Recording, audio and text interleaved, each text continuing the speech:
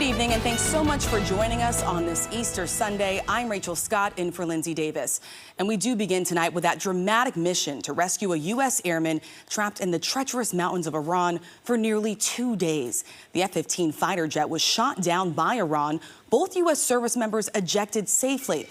The pilot was rescued on Friday, but a weapons systems officer in the backseat of that aircraft remained missing. Iran launched their own search, offering a $60,000 reward for anyone who found the American alive. President Trump sharing the remarkable news overnight that the service member, while injured, was safe and sound. This was a high-stakes and a high-risk operation. 2 C-130 aircraft got stuck in Iran, forcing American troops to intentionally destroy the planes. We have team coverage tonight, but we do begin with ABC's Britt Clennett leading us off from Jerusalem.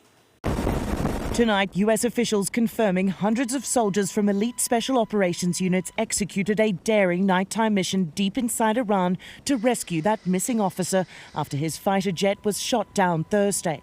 President Trump posting the Air Force colonel is safe and sound after being hunted down by our enemies, who were getting closer and closer by the hour. The U.S. launching the extraordinary operation moments after 2 crew members on board their F-15 Strike Eagle was shot down over western Iran. The Pentagon saturating the area with assets, warplanes, satellites, drones and helicopters. 1 airman rescued, but in the process Iran shooting down an A-10 Warthog.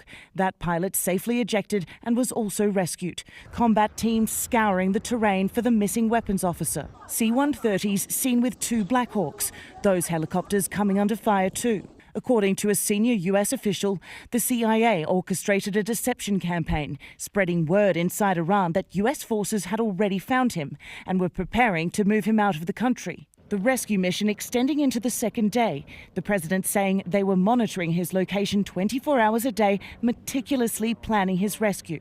Late yesterday, elite special operations forces going in, reaching the mountainous terrain using highly adaptable MH-6 Little Bird helicopters and MC-130Js. 2 aircraft involved in that mission getting stuck at a location, forcing the troops to deliberately destroy and disable the aircraft.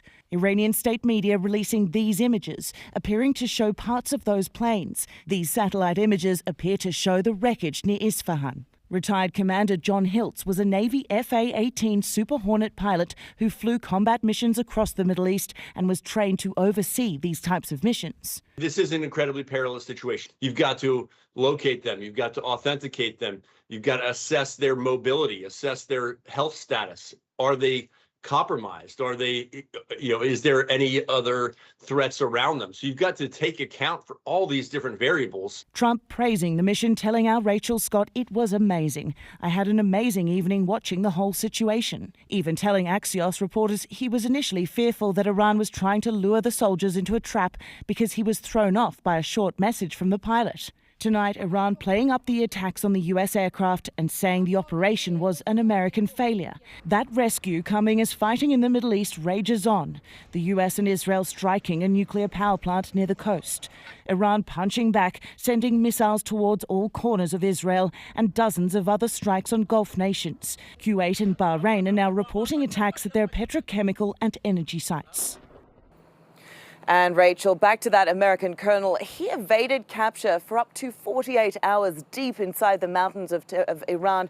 President Trump saying he's seriously injured, while the condition of the other rescued American crew member is still unknown.